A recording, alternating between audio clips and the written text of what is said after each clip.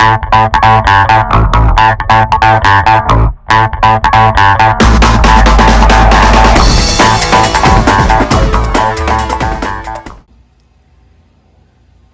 guys, so I'm going to be showing you guys how you can summon your vehicle inside your garage. There are two ways you can do this. One is by the application that comes with Tesla, the Tesla app.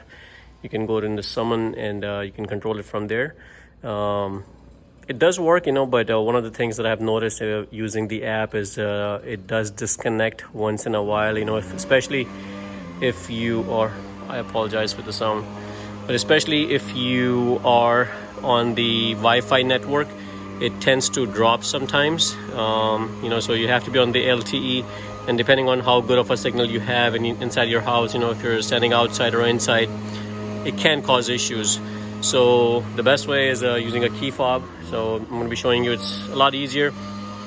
One thing I will recommend you, if you do get your car, make sure you set up the distance. So you can set up the distance, how far or how close you want it. It's in the settings that you can go in there and set up the parking distance, how far you want the Tesla to stop. So I have already have that set up. I'll show you guys later how to set that up. So for you to set it up, you go to autopilot, customize summon, and over here you can set up the distance. So in my case, I parked my car the way I like it, and I saw what the distance was. It shows you on your cameras, so mine was bumper clearance was 12 inches, summon distance 23 feet, so I kind of adjusted that for my garage, how far I wanted to come out when I remove it, so this is the setting that you can play with. So this is my setting.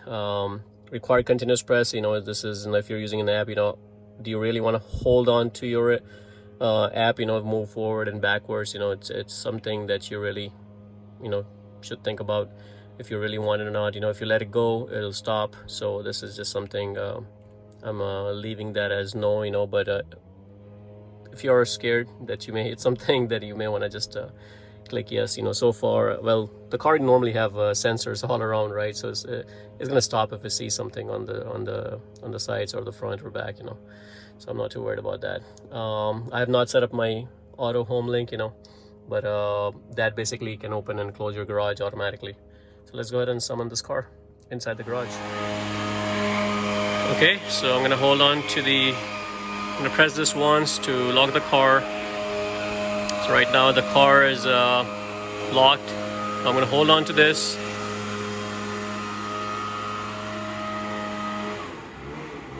There you go.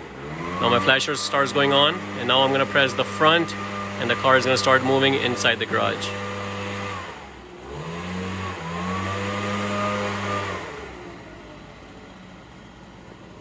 Oops. So let's try it again.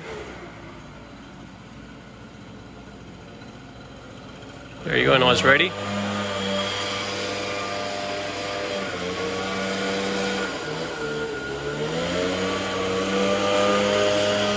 And that's all I did. I just pressed it once. The car is coming inside on its own.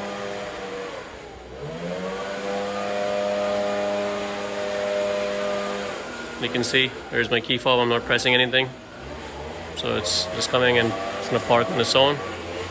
It knows the distance.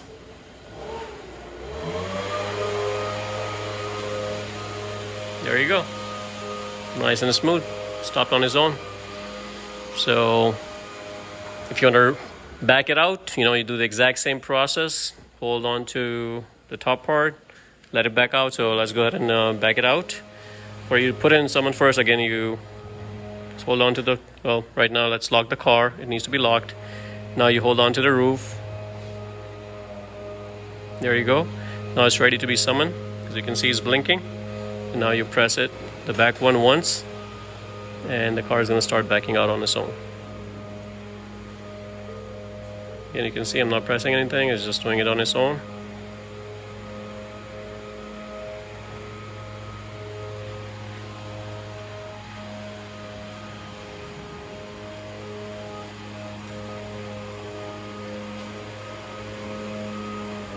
And that's how simple it is.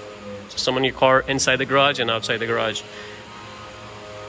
So guys, hopefully you liked the video. I'm going to make another video. If you want to summon your car to yourself in a parking lot, keep checking out my tutorials. I'm going to be posting another video for that. So hopefully you guys like the video. If you like it, please subscribe to my channel and check out my Tesla playlist so you can get more videos for this Tesla. Thank you.